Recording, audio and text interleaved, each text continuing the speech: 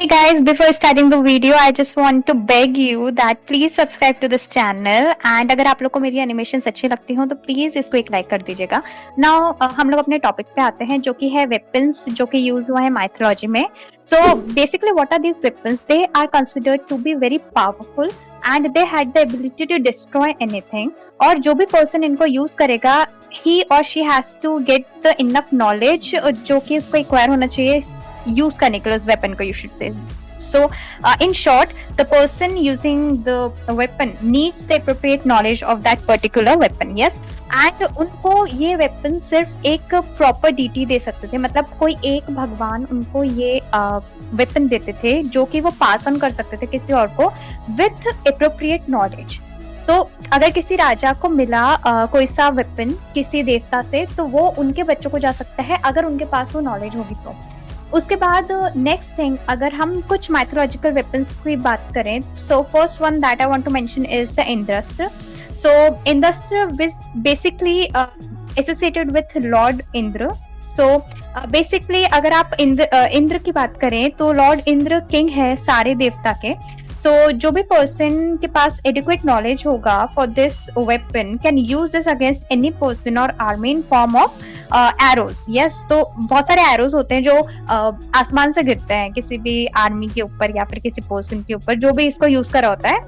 तो ऐसा होता है. Okay, so it is given by lord Indra.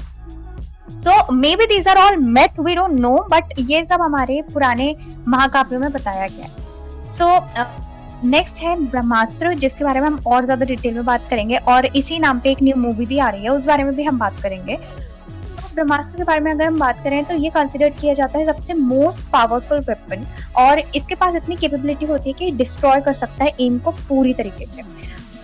इस बारे में हम थोड़ी देर में और बात करने वाले हैं जैसे मैंने बताया. सो नेक्स्ट है वाशवी शक्ति और ये एसोसिएटेड है अगेन लॉर्ड इंद्र से. बेसिकली ये जो वाशवी शक्ति है ये उन्होंने दिया था कर्ण को. Karna was also character of Mahabharata and Kunti के बेटे थे वो. तो ये उनको दिया गया था for using. Okay, then we have the trishul. The trishul is one of my very favourite because it is possessed by the lord Shiva and lord Shiva बहुत सारे लोगों के आइडल होते हैं. सो त्रिशूल इज रियली इंपॉर्टेंट. उसके बाद है सुदर्शन चक्र. सुदर्शन चक्र is basically possessed by Lord Krishna. Lord Krishna इनको यूज करते हैं और उन्होंने महाभारत में भी इसका यूज किया. देन बहुत सारे ऐसे वेपन्स हैं जो कि मैं इसमें मेंशन नहीं कर सकती वरना वीडियो बहुत ज्यादा लंबा हो जाएगा. बस मैंने आपको एक जनरल आइडिया दिया है कि ये सब माइथोलॉजिकल वेपन्स हैं जो कि पॉपुलर हैं, तो मैंने आपको इसलिए उनका मेंशन किया. देन वी हैव द एस्ट्रावर्स जो कि ब्रह्मास्त्र मूवी बनाना चाह रही है जो कि 3 पार्ट में आएगी. तो ये एक पूरी तरीके से एक वर्ल्ड बनाना चाह रहे हैं जिसके अंदर अलग अलग टाइप के अस्त्र हैं और ये पूरी कहानी ही उसके अराउंड रिवॉल्व करेगी. तो एक तरीके से इसमें जितने भी अस्त्र बताए जा रहे हैं वो सारे फिक्शनल है, वो सारे सोचे हुए हैं, वो रियलिटी से संबंध नहीं रखता है. तो फर्स्ट ऑफ ऑल जो उन्होंने मेंशन किए हैं अस्त्र, उसमें नेचुरल एलिमेंट की पावर जिन जिन अस्त्रों में है वो है पवन अस्त्र, जल अस्त्र, अग्नि अस्त्र. By name you can understand. पवन अस्त्र will be associated with air और जल अस्त्र में पानी से एसोसिएशन होगा और अग्नि अस्त्र में फायर से होगा. और जो रणबीर कपूर हैं वो अग्नि अस्त्र ही बताए जा रहे हैं. That he himself is a weapon. उनके पास कोई वेपन नहीं, he himself is a weapon. That is अग्नि अस्त्र.